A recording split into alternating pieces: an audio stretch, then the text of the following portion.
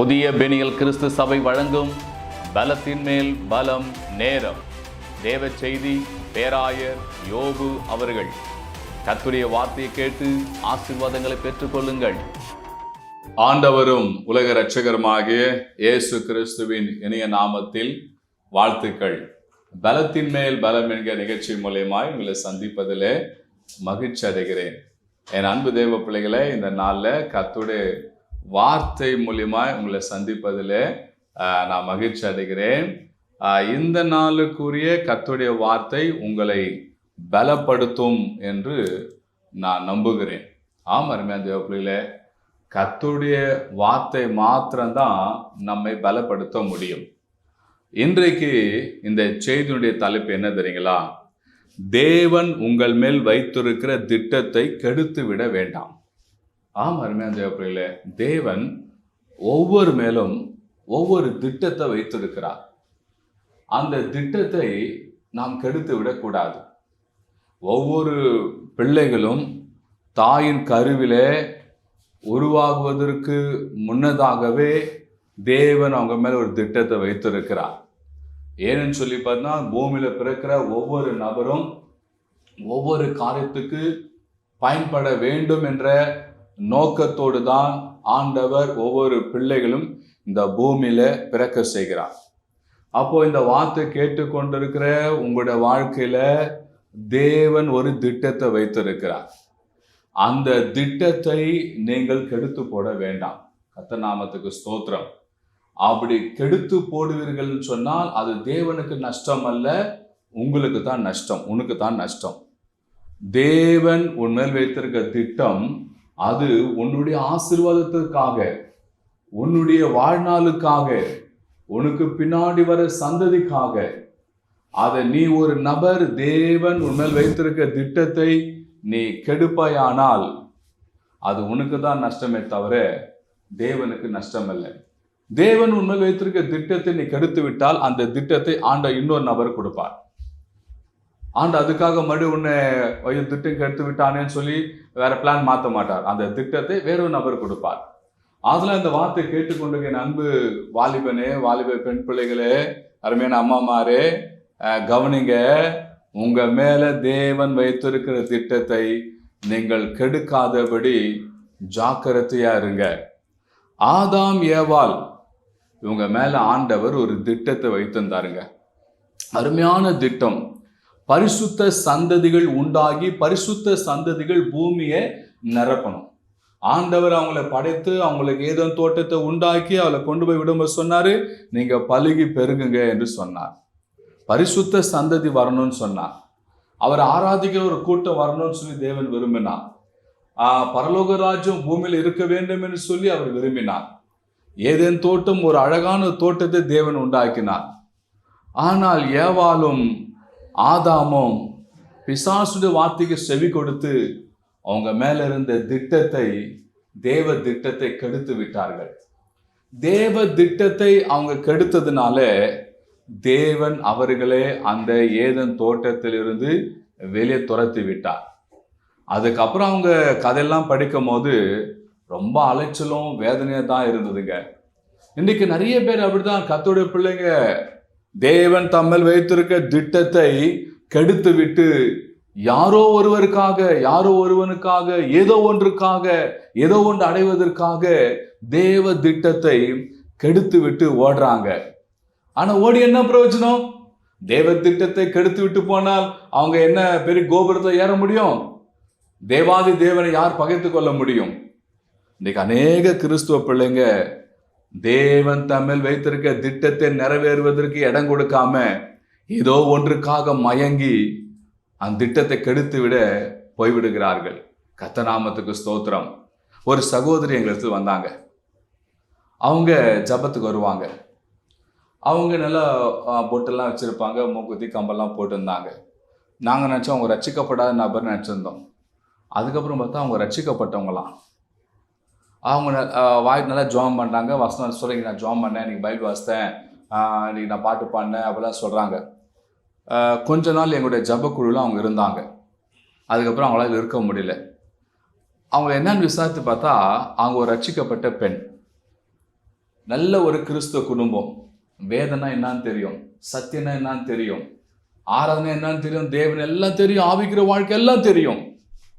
ஆனால் தன்னுடைய வாலிப பருவத்தில் தன் வாழ்க்கையில வந்த ஒருவனை விரும்பி அவன் பின்னாடி ஓடிட்டாங்க.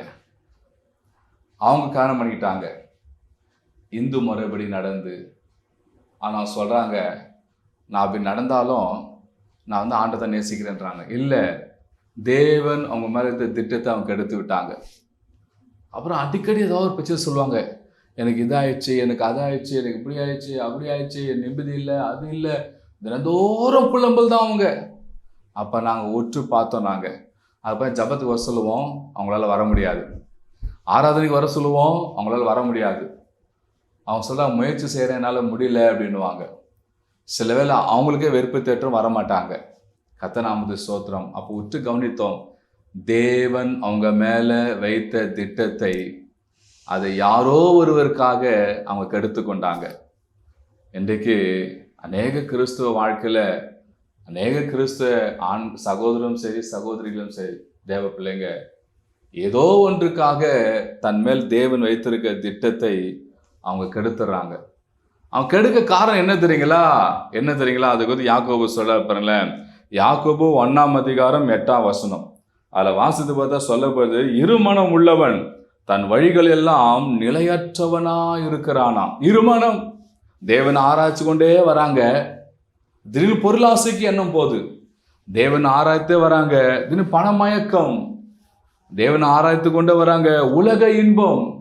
தேவன் ஆராய்த்து கொண்டு வராங்க, யாரோ ஒருவனுக்காக தன் இருதயத்தை கொடுப்பது, யாரோ ஒருத்திக்காக தன் இருதயத்தை கொடுப்பது, ஏதோ ஒன்றில் ஏதாவது ஒன்றில் தன் இருதயத்தை சாய்க்கிறது, தன் எண்ணங்களை பறி கொடுப்பது. இருமனம் வந்துச்சுன்னா பாரு, கொஞ்ச நேரம் ஆண்டவர், கொஞ்ச நேரம் உலகம். இப்படி நான் ஒரு வேத விளக்கு ஒரு புத்தகத்தை வாசித்தேன். இப்படி 2 மனம் உள்ளவங்க, தேவன் பாதி உலகம் பாதி இருக்கிறவங்க தங்களோட வாழ்க்கையில தோல்வி அடைவாங்களாம். பாருங்க, யாக்கோபு சொல்றாரு, இருமனம் உள்ளவர்கள் அங்க என்னவா, அவங்க எந்த நன்மையும் அடைய முடியாதான். அங்க சொல்லப்பட்டிருக்கிறது, நிலையற்றவனா, தன் வழியிலெல்லாம் நிலையற்றவர்களா இருப்பார்களாங்க. எந்த வழியில போனாலும் அவங்களால ஸ்ட்ராங்கா இருக்க முடியாது. இருமனம் இருந்துச்சுன்னா, தேவன் கொஞ்சம் ஆண்டவர் கொஞ்சம், தேவன் கொஞ்சம் உலகம் கொஞ்சம் சொல்லியிருந்தா அவங்க வாழ்க்கையில எதுவுமே சாதிக்க முடியாது, நிம்மதி இருக்காது. எந்த வழியில போனாலும் அவங்கள நிலைய ஸ்டாண்டர்டா நிற்க முடியாது.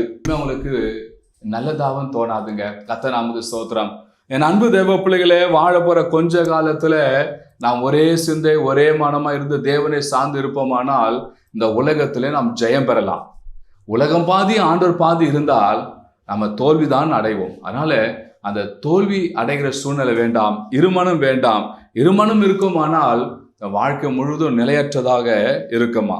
பாருங்க, 1 தீமோத்தேயுவின் புஸ்தகம் 4 அதுல 11 அப்போஸ்தலனாகிய பவுல் தீமோத்தேயு சொல்லுகிற காரியம், ஆகிலும் ஆவியானவர் வெளிப்படையாய் சொல்லுகிறபடி பிற்காலங்களிலே மனசாட்சியில் சூடு உண்ட பொய்யருடைய மாயத்தினாலே சில வஞ்சிக்கிற ஆவிகளுக்கும் பிசாசின் உபதேசங்களுக்கும் செவி கொடுத்து விசுவாசத்தை விட்டு விலகி போவார்களாம். பார்த்தீங்களா, வஞ்சிக்கிற ஆவி.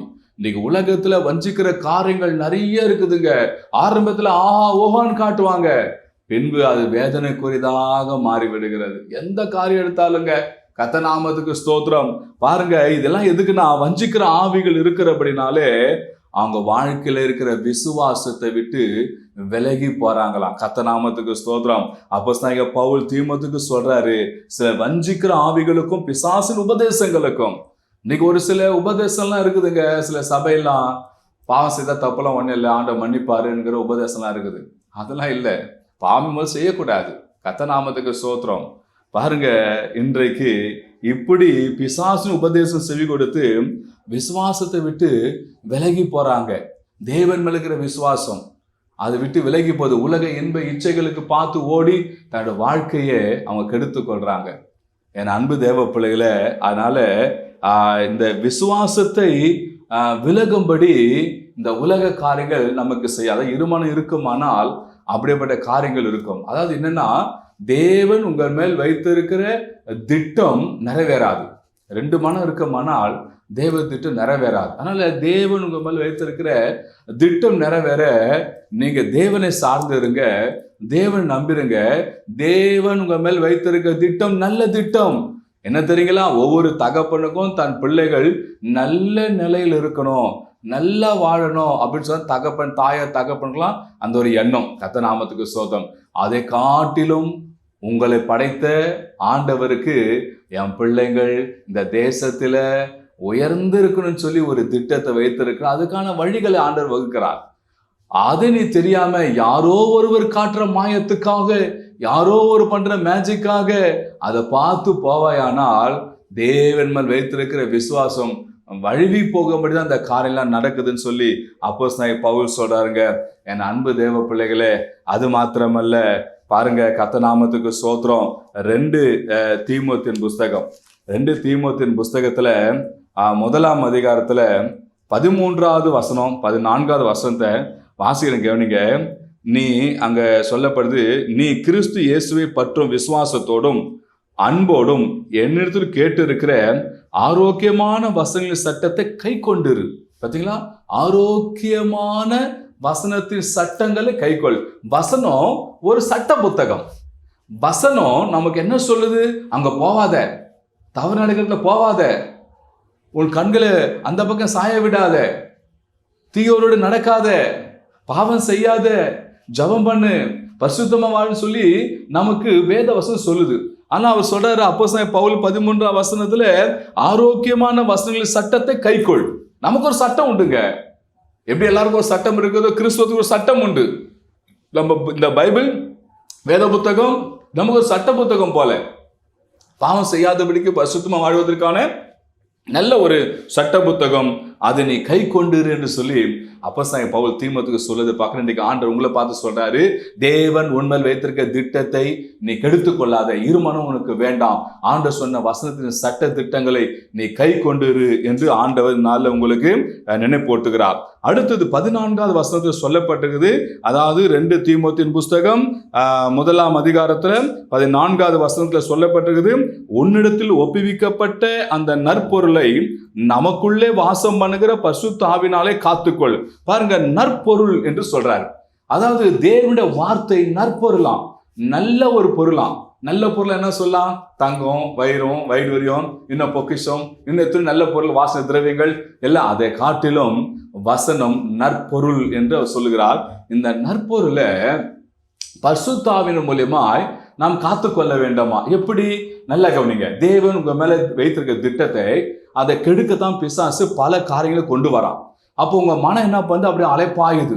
அப்போ அந்த அலைப்பாயிர மனசு வராம இருக்குன்னா, நீங்க நமக்கு கொடுக்கப்பட்டிருக்கிற பரிசுத்த ஆவியானவர்கிட்ட, பரிசுத்த ஆவியானவரே, என் பலவீனங்களில் உதவி செய்கிற ஆவியானவரே, எனக்கு உதவி செய்யுங்கப்பா, எனக்கு ஏற்படுற இந்த பலவீனத்துல ஆண்டவரே மாட்டி சிக்கி கொள்ளாதபடி ஆவியானவரே என்னை பலப்படுத்துங்க, என் மேல் வைத்திருக்க திட்டத்தை நான் கெடுக்காதபடி, விசுவாசத்தை விட்டு நான் வழி விலகி போகாதபடி, ஆண்ட வேதவச சட்டங்களை கை கொள்ளவும், வேதவச நற்பொருளை நான் காத்து கொள்ளவும் பரிசுத்த ஆவியானவரே எனக்கு உதவி செய்யுங்கன்னு சொல்லி பாருங்க.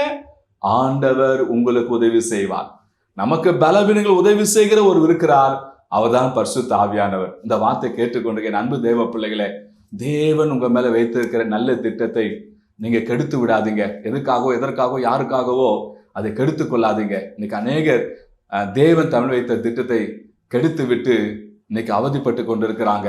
கர்த்தர் நாம ஸ்தோத்திரம். உங்க மேல் தேவன் வைத்திருக்க திட்டங்களை, உங்க பிள்ளைகளும் தேவன் வைத்திருக்க திட்டங்களை அதை நீங்க கெடுத்து விடாதீங்க. உங்களை கெடுக்கும்படி காரியங்கள் வருமானால் பரிசுத்த ஆவிக்குள்ளே ஜெபம் பண்ணுங்க, ஆவியானவர் சொல்லுங்க. ஆவியான நிச்சயம் உங்களுக்கு உதவி செய்து தேவன் உங்க மேல் வைத்திருக்க திட்டம் நிறைவேறும்படி செய்வார். நாம் ஜெபிப்போமா? நான் உங்களுக்காக ஜெபிக்க போகிறேன். என் அன்பின் பரலோக பிதாவே, இந்த ஆஸ்வதிக்கப்பட்ட எசப்பா, இந்த கால வேலைக்கா ஸ்தோத்திரம். கர்த்தாவே, இதோ சுவாமி வார்த்தை கேட்டுக்கொண்டிருக்கிற இந்த பிள்ளைகளை ஆசீர்வதிங்கப்பா. கர்த்தாவே, உங்க மேல் வைத்திருக்கிற திட்டங்களை பிசாசு ஒருபோதும் கெடுத்து விடாதபடி, இவர்கள் கெடுத்து போடாதபடிக்கு பரிசுத்த ஆவியானவரே வேதவசன சட்டங்களை கை கொள்ளவும் அந்த வேத வசன நற்பொருளை பரிசுத்த ஆவிக்குள் காத்துக்கொள்ளவும் அவர்கள் பிள்ளைகளுக்கு உதவி செய்யுங்கப்பா.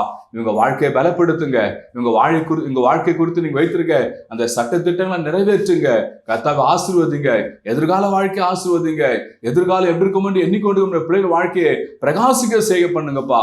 இந்த கரத்துல ஒப்பு கொடுக்கிறோம். உயிர் தெழுந்த இயேசு கிறிஸ்து நாமத்தில் ஜெபிக்கிறோம் ஜீவனுள்ள நல்ல பிதாவே. ஆமென், ஆமென், ஆமென். என் அன்பு தேவ பிள்ளைகளே, வார்த்தை கேட்டீங்க. தொடர்ந்து உங்களுக்காக ஜெபிக்க வேண்டும் சொன்னால் அல்லது எங்களிடம் ஆலோசனை பெற வேண்டும் என்று சொன்னால் திரையில பார்க்க எனக்கு தொடர்பு கொள்ளுங்க அல்லது வாட்ஸ்அப் மூலமா தகவல் அனுப்புங்க. உங்களுக்காக ஜெபிக்க நாங்கள் ஆயத்தமா இருக்கிறோம். கர்த்தர் உங்களை ஆசீர்வதிப்பார். God bless you.